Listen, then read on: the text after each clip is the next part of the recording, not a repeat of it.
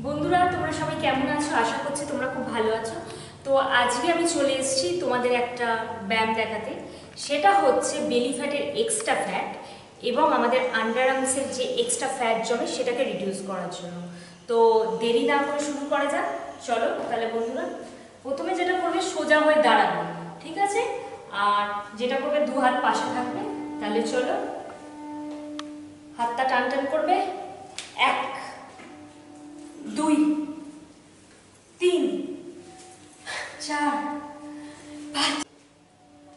5 6 7 8 9 10 11 12 13 14 15 16 17 18 19 20।